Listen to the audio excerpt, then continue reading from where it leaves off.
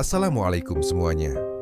Selamat datang di Hunting Cerita, channel yang memberikan kisah nyata dan menarik untuk dibahas.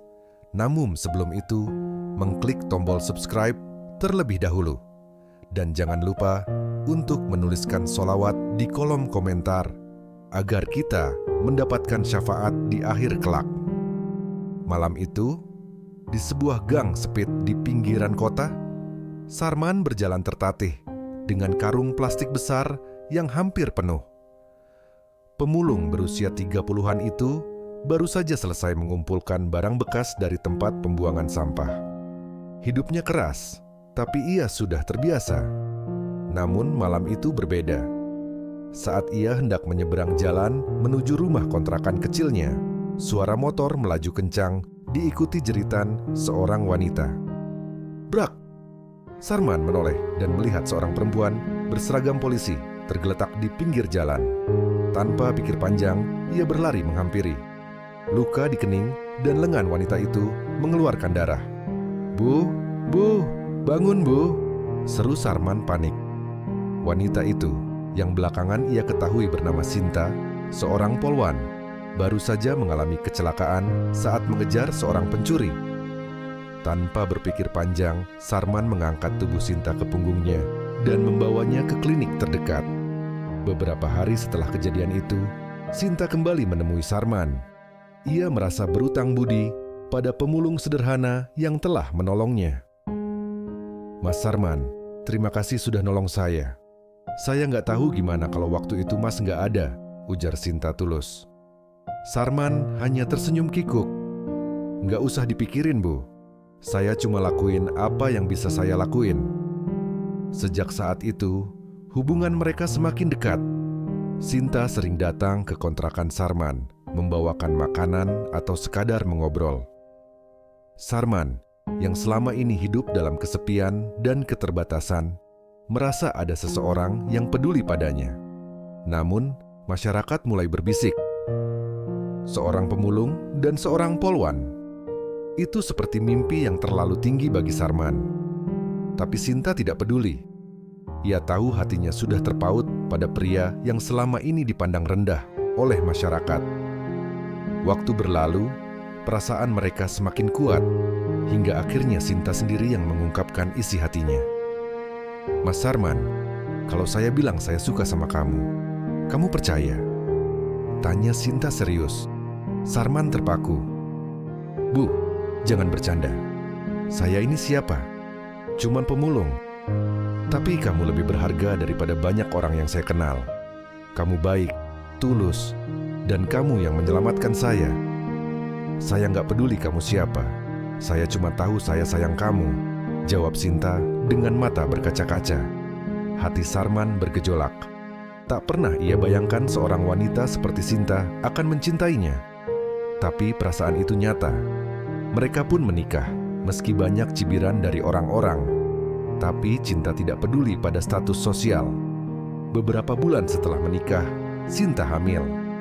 Kabar itu menjadi bukti bahwa hutang budi bukan sekadar jasa yang dibayar dengan ucapan terima kasih, tapi terkadang bisa berbuah menjadi cinta yang tulus. Dan Sarman, ia bukan lagi sekadar pemulung.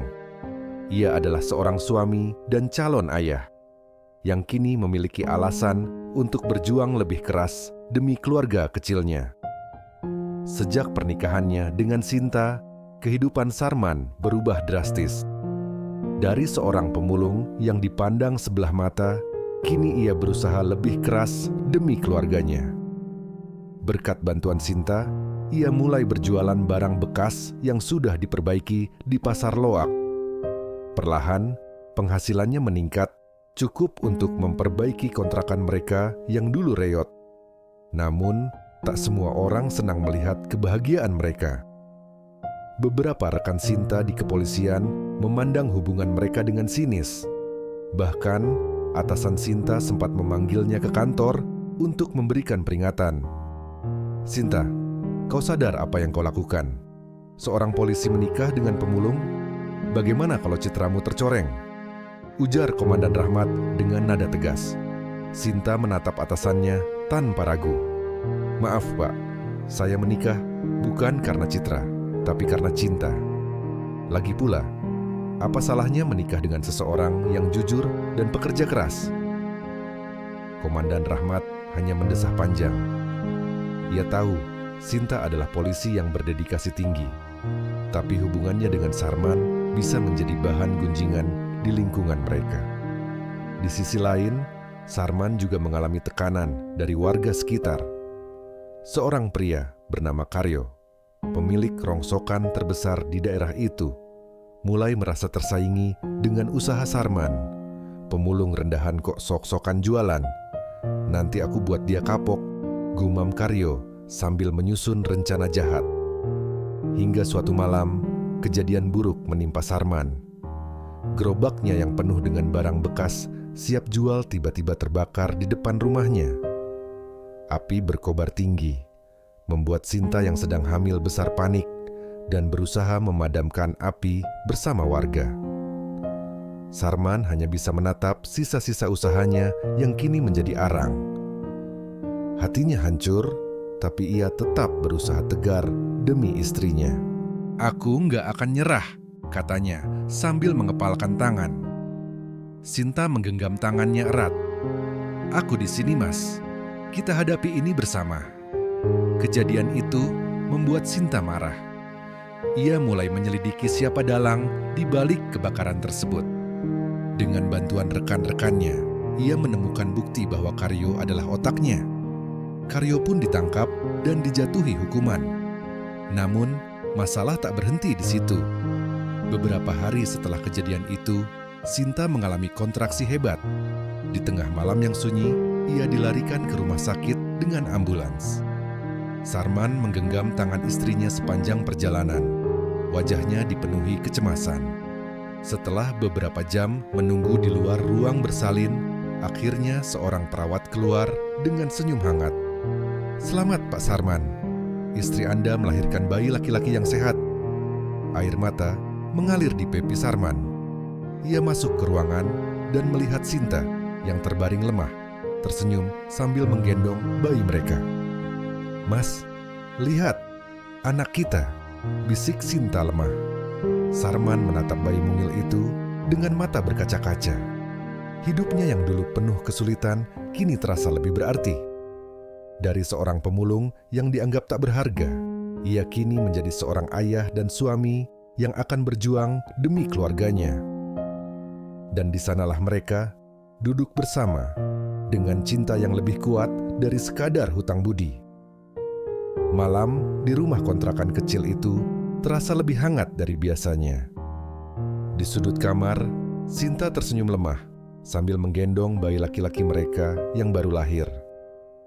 Sarman duduk di sampingnya, menatap buah hatinya dengan penuh haru. "Kita kasih nama siapa, Mas?" tanya Sinta. Suaranya pelan namun penuh kasih sayang. Sarman berpikir sejenak. Ia ingin memberikan nama yang penuh makna, sesuatu yang menggambarkan perjalanan mereka. "Bagaimana kalau namanya Bima?" ujar Sarman. "Biar dia tumbuh jadi anak yang kuat dan pemberani." Sinta mengangguk setuju. "Bima, nama yang bagus." Namun, di balik kebahagiaan itu, kehidupan mereka masih penuh tantangan.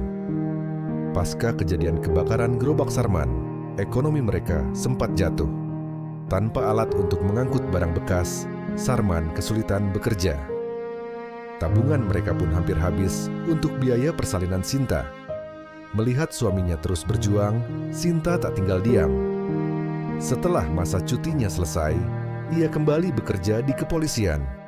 Namun, tantangan lain pun muncul. Di kantor, beberapa rekan Sinta masih memandang rendah Sarman. Bahkan ada yang berani mengejek secara langsung. "Poluan tangguh kok suaminya pemulung, nggak malu, Sin?" Celetuk seorang rekan polisi saat mereka sedang beristirahat. Sinta menatapnya tajam. Lebih baik menikah dengan orang yang jujur dan pekerja keras daripada sama orang yang suka meremehkan orang lain. Balasnya dingin. Sementara itu, Sarman berusaha bangkit. Ia tak mau terus bergantung pada Sinta. Suatu hari, ia memberanikan diri menemui Pak Hadi, seorang pengusaha barang bekas yang terkenal di kota itu. "Saya ingin bekerja, Pak. Saya bisa bantu memilah atau memperbaiki barang bekas. Saya hanya butuh kesempatan," ujar Sarman dengan penuh harap. Pak Hadi menatap Sarman dengan saksama. Ia tahu sedikit tentang pria itu, seorang pemulung yang menikahi polwan dan pernah mengalami cobaan berat. "Kamu mau kerja keras?" tanya Pak Hadi. Sarman mengangguk yakin. "Saya nggak takut kerja keras, Pak." Akhirnya, Sarman diberi kesempatan bekerja di gudang barang bekas milik Pak Hadi. Dari hari ke hari, ia membuktikan kemampuannya. Ia bukan hanya sekadar pekerja biasa, tapi juga punya ide untuk memperbaiki dan menjual ulang barang bekas dengan harga lebih tinggi. Dalam beberapa bulan, Sarman mulai mendapatkan penghasilan yang lebih baik. Bahkan, Pak Hadi semakin percaya padanya dan menawarkan posisi sebagai kepala gudang. Saat Sarman pulang membawa kabar baik itu, Sinta langsung memeluknya erat. "Mas, aku bangga sama kamu," bisiknya penuh haru. Kini, kehidupan mereka mulai membaik. Sarman tak lagi harus memulung di jalanan, dan Bima tumbuh sehat di tengah keluarga yang penuh cinta. Namun, kehidupan tak selalu mulus. Ada satu cobaan besar yang menanti mereka, sesuatu yang bisa mengguncang kebahagiaan yang sudah mereka bangun.